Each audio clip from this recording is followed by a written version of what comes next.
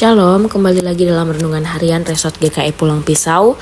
Bersama saya, Vikaris Elma Januarika, Vikaris yang melayani di Jemaat Sang Pamarto dan Palimermo. Hari ini firman Tuhan untuk kita sesuai dengan Nas Almanak GKI diambil dari 1 Samuel pasal 17 ayat pertama hingga ayatnya yang ke-11 dengan perikop Goliat menentang tentara Israel. Sebelum kita bersama-sama merenungkan firman Tuhan, mari kita berdoa. Firman-Mu pelita bagi kaki kami dan terang bagi jalan kami. Kami ingin memiliki jalan yang terang, biarlah melalui firman Tuhan yang akan direnungkan bersama-sama, kami boleh diberikan hikmat untuk merenungkannya. Terima kasih Tuhan, haleluya, amin. Bapak Ibu yang dikasih dan diberkati oleh Tuhan, bangsa Israel dan Filistin sedang bersemangat. Masing-masing kubu mempersiapkan tentara mereka, dan selayaknya sebuah kerajaan, untuk mempersiapkan perang, pasti ada berbagai hal persiapan untuk menyerbu kepada bangsa lain. Salah satunya, tentara melakukan latihan untuk menggentarkan dan mempersiapkan perlengkapan yang perlu dibutuhkan untuk menyerang musuh. Demikian juga bangsa Israel dipimpin oleh Raja Saul, yang konon mengalahkan beribu-ribu musuh. Bangsa Israel dengan percaya diri mengatur barisan perangnya untuk menyerbu bangsa Filistin. Namun Bapak Ibu, ternyata tak kalah Goliat, seorang tentara raksasa, tampil di depan bangsa Filistin dan menantang bangsa Israel untuk 1 lawan 1.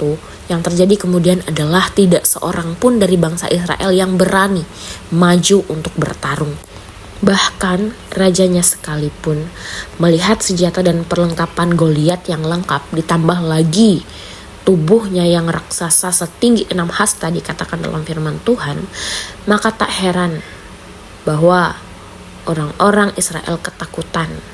Tetapi demi harga diri seorang prajurit, mereka tidak melakukan hal yang sangat memalukan, di mana seorang prajurit dilarang untuk lari dari arena sebelum bertanding.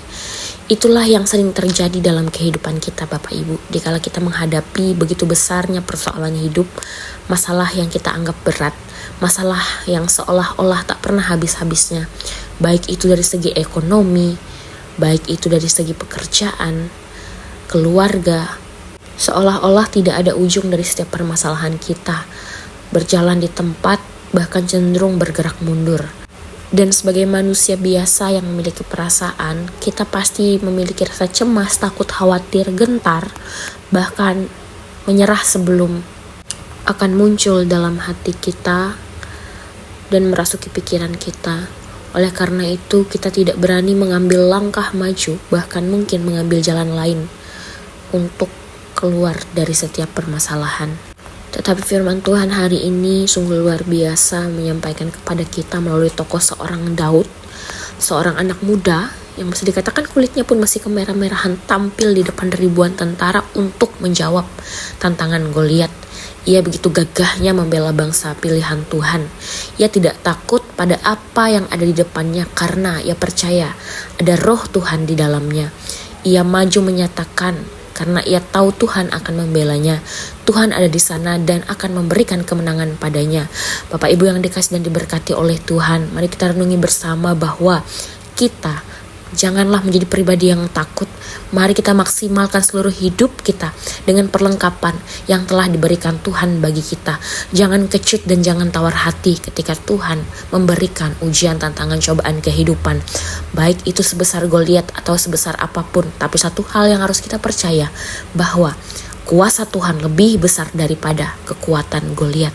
Dan kita punya Tuhan yang tidak akan diam atas kehidupan para umatnya.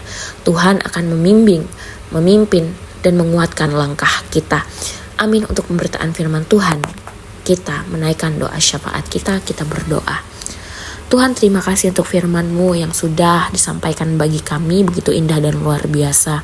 Kiranya firman Tuhan boleh senantiasa menjadi renungan rema bagi hidup dan kehidupan kami untuk menjadi pribadi yang lebih berani, dan tentunya berani untuk menghadapi seluruh persoalan kehidupan yang ada dalam diri kami. Bapa, dengan kerendahan hati kami mau menaikkan doa syukur syafaat kami, terkhususnya bagi jemaat Tuhan yang ada di Gereja Kasih Bereng. Biarlah roh hikmat Tuhan turunkan bagi setiap orang-orang dan hamba-hamba Tuhan yang melayani di sana, baik itu pendeta, baik itu penatua dan diakon, seluruh pekerja-pekerja Tuhan di dalamnya. Biarlah Tuhan berikan roh hikmat, kebijaksanaan, kerendahan hati, sukacita, agar mereka mampu menjalankan setiap karya kerja pelayanan mereka dengan bersungguh-sungguh dan tentunya untuk kepujian dan kemuliaan nama Tuhan. Berdoa bagi seluruh program kerja mereka, biarlah tangan Tuhan yang bekerja melalui mereka, segala sesuatu yang diinginkan boleh terlaksana. Juga berdoa bagi seluruh jemaat Tuhan yang ada di kawasan Gereja Kasih Bereng. Biarlah kiranya apapun yang menjadi usaha pekerjaan mereka, sawah ladang ternak mereka, apapun itu, Tuhan boleh berkati.